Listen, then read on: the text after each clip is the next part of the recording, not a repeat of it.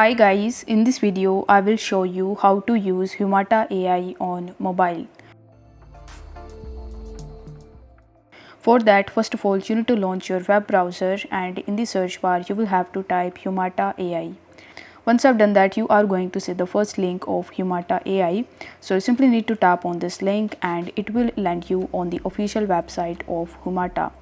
Now over here you need to tap on these three horizontal lines in the top right hand corner and then you need to tap on sign up. Now if you are new to Humata, then you will have to first sign up by providing your email address and your password. So let me show you how you can do this.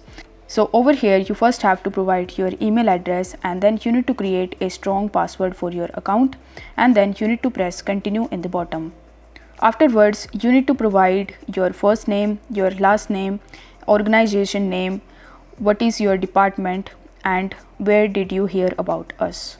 After filling these details you will have to press create account button in the bottom.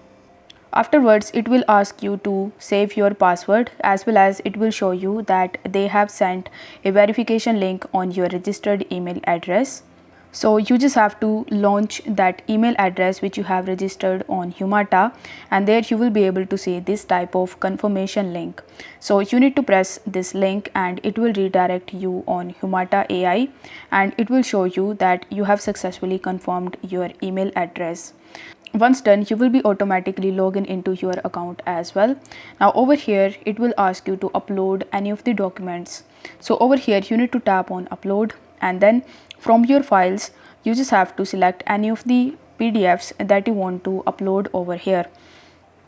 After that, if you want to access its setting, then you need to tap on these three horizontal lines in the top right hand corner and here you will be able to see the settings option.